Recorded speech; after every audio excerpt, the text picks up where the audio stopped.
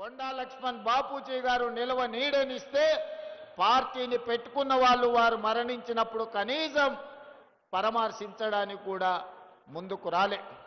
అదే విధంగా ఈనాడు డాక్టర్ బాబాసాహెబ్ అంబేద్కర్ గారి వర్ధంతి, వారిచ్చిన రాజ్యాంగ స్ఫూర్తి, రాజ్యాంగం యొక్క హక్కు ఈనాడు తెలంగాణ రాష్ట్రం ఏర్పడడానికి పునాదులు వేసింది. శ్రీమతి సోనియా గాంధీ గారి త్యాగం, డాక్టర్ బాబాసాహెబ్ అంబేద్కర్ గారు ఇచ్చిన స్ఫూర్తి, ఆర్టికల్ 3 ప్రకారం ఈనాడు మనం తెలంగాణ రాష్ట్రాన్ని ఏర్పాటు చేసుకున్నాం. వాళ్ళందరి స్ఫూర్తితోనే, శ్రీమతి సోనియా గాంధీ గారి ఆశీర్వాదంతో, డాక్టర్ బాబాసాహెబ్ అంబేద్కర్ గారి స్ఫూర్తితో ఈనాడు ప్రజాపాలన, ఇందిరమ్మ రాజ్యంలో మనం సంక్షేమము, అభివృద్ధిని రెండు కళ్ళలాగా భావించి ఈనాడు ముందుకు వెళ్తున్నాం. మిత్రులారా, ఇప్పటి దగ్గర పెద్దలు ఉత్తమ్ కుమార్ రెడ్డి గారు చెప్పిండ్రు, ఆనాడు 10 సంవత్సరాల పాలనలో ఏ పేదవాడి కూడా రేషన్ కార్డు ఇవ్వాలి, పెళ్ళైన కోడలు ఇంటికి వస్తే కనీసం ఆ కోడలు పేరు ఇంటి రేషన్ కార్డులో చేర్చాలన్న సోయి గత ప్రభుత్వానికి లేకుండే.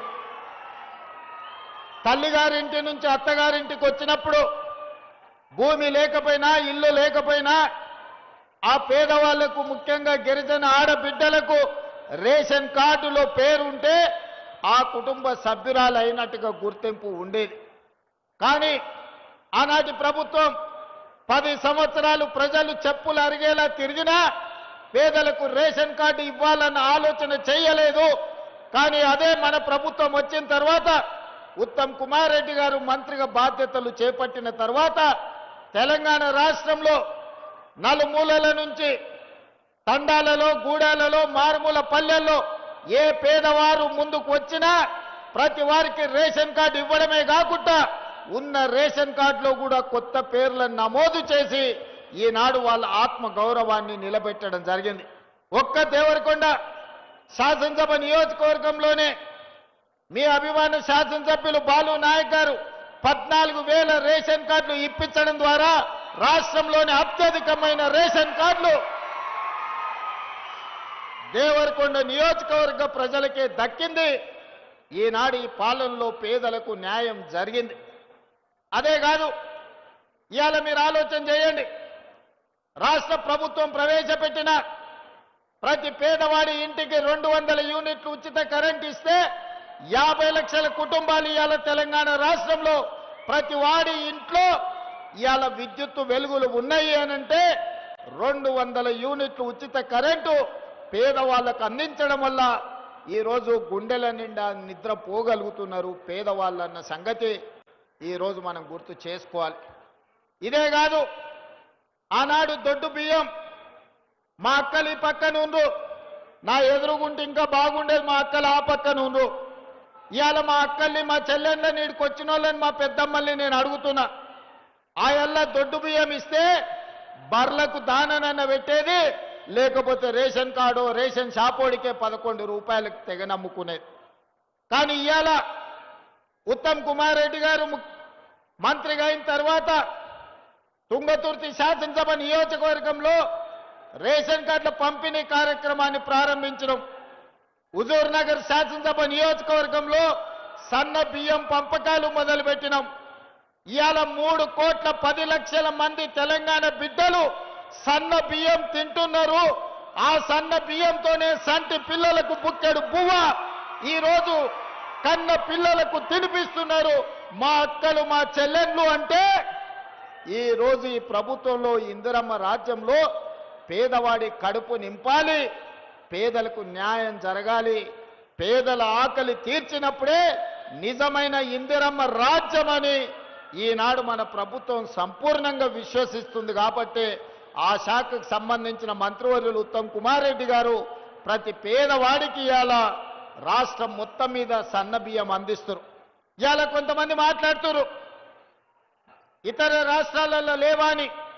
నేను సూటిగా సవాలు విసురుతున్న మాట్లాడే వాళ్లకు, భారతదేశంలో గుజరాత్ కావచ్చు, ఉత్తరప్రదేశ్ కావచ్చు, మధ్యప్రదేశ్ కావచ్చు, రాజస్థాన్ కావచ్చు, నరేంద్ర మోడీ గారి పరిపాలన ఉన్న ఏ రాష్ట్రంలో అయినా నేను సవాలు విసురుతున్నా, మా తెలంగాణ రాష్ట్రంలో మేమే సన్న బియ్యం ఇస్తున్నాం తప్ప నరేంద్ర మోడీ పరిపాలించే గుజరాత్లో కూడా పేదలకు సన్న బియ్యం రావడం లేదు. మేం ధైర్యంగా సవాలు విసిరి దేవరకొండ గడ్డ మీద నుంచి మాట్లాడుతున్నాం. ఇవాళ పేదల్ని మా కుటుంబ సభ్యులుగా భావించి మా కుటుంబాలలో తింటున్న సన్న బియ్యమే ఈ వేదిక మీద ఉన్న పెద్దలు ఏ సన్న బియ్యం తింటుండ్రో 4 కోట్ల తెలంగాణ ప్రజలకు ఈనాడు సన్న బియ్యం ఇవ్వడం ద్వారా వాళ్ళ ఆత్మ గౌరవాన్ని నిలబెట్టి దేశానికే మనం ఇవాళ ఆదర్శంగా నిలబడ్డమన్న సంగతి నేను ఈరోజు తెలియజేయదలుచుకున్నా. ఇదే కాదు మిత్రులారా, ఆనాడు ఇందిరమ్మ రాజ్యంలో డాక్టర్ వైఎస్ రాజశేఖర రెడ్డి గారు ముఖ్యమంత్రిగా ఉన్నప్పుడు 2004 నుంచి 2014 వరకు 10 సంవత్సరాలలో తెలంగాణ రాష్ట్రంలో మారుమూల ప్రాంతాలలో, లంబాడి తాండాలలో, ఆదివాసి గూడాలలో పేదవాళ్లకు 25 లక్షల ఇందిరమ్మ ఇండ్లు ఇచ్చి నిలవ నీడలేని పేదవాడికి ఆత్మ గౌరవం పెంచడానికి ఆనాడు 25 లక్షల ఇందిరమ్మ ఇండ్లు ఇచ్చిండ్రు.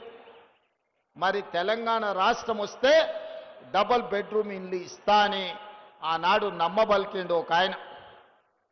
ఇవాళ నేను అడుగుతున్నా, దేవరకొండ నలుమూలల నుంచి 40-50 వేల మంది ఈడున్నారు. ఈడున్న వాళ్ళకి ఎవరికైనా డబుల్ బెడ్రూమ్ ఇండ్లు వచ్చినాయా? ఎవరికైనా డబుల్ బెడ్రూమ్ ఇండ్లు వచ్చినాయా? అందుకే ఎన్నికల సందర్భంగా నేను సవాల్ విసిరిన, చంద్రశేఖరరావు గారు, నువ్వు ఏ ఊర్లో డబుల్ బెడ్రూమ్ ఇండ్లు ఇచ్చినావో గా ఊర్లో నువ్వు ఓట్లాడుకో. ఏ ఊర్లో అయితే 2004 నుంచి 14 వరకు మేము ఇందిరమ్మ ఇండ్లు ఇచ్చినామో మేము ఆ ఊర్లో ఓట్లు అడుగుతాం. నీకు డిపాజిట్ వస్తే నువ్వు విధించిన శిక్షకు మేము సిద్ధమవుతామని ఉలకలే పలకలే. కానీ దేవరకొండ ప్రజలు నిజాన్ని గుర్తించిండ్రు. బాలు నాయకును 45,000 ఓట్ల మెజార్టీతోని ఇవాళ గెలిపించారు. వాస్తవంగా ధనిక రాష్ట్రమైన తెలంగాణ ఆనాడు ప్రభుత్వంలో ఒకవేళ ఇందిరమ్మ ఇండ్లే ఇచ్చుంటే 10 ఏళ్లలో 20 లక్షల ఇండ్లు కట్టడానికి అవకాశం ఉండే. కానీ పేదవాళ్ల పట్ల ఆయనకి ఏమాత్రం ప్రేమ లేదు, పేదవాళ్ల పట్ల ఏమాత్రం అభిమానం లేదు. పేదవాడికి ఇందిరమ్మ ఇల్లు ఇయ్యలే, డబుల్ బెడ్రూమ్ ఇల్లు ఇయ్యలే. ఆయన మాత్రం 10 ఎకరాలలో 150 గదుల గడిని నిర్మించుకున్నాడు. 2,000 కోట్ల రూపాయలు ఖర్చు పెట్టుకున్నాడు ఆయన ఉండడానికి తప్ప పేదవాడికి 2 లక్షల రూపాయలు కూడా ఇందిరమ్మ ఇండ్లకి ఇయ్యలే. అందుకే మన ప్రభుత్వం వచ్చినంబడే పేదవాళ్ళ ఆత్మగౌరవం నిలబెట్టాలి అనంటే ఇందిరమ్మ ఇండ్లు ఇవ్వాలి, పేదలకు ఈరోజు న్యాయం జరగాలి అని వచ్చినంబడే మొదటి సంవత్సరంలోనే ప్రతి శాసనసభ నియోజకవర్గానికి 3,500 ఇందిరమ్మ ఇండ్లు, రాష్ట్రం మొత్తం 4,50,000 ఇందిరమ్మ ఇండ్లు 22,500 కోట్ల రూపాయలతోని ఇవాళ పనులు ప్రారంభించుకున్నాం. ప్రతి గ్రామాలలో, దేవరకొండ లంబాడి తండాలలో ఈనాడు ఇందిరమ్మ ఇండ్లు కట్టుకుంటురా లేదా మా చదువుకున్న యువకుల్ని ఒక్కసారి ఆలోచన చేయమని నేను అడుగుతున్నా.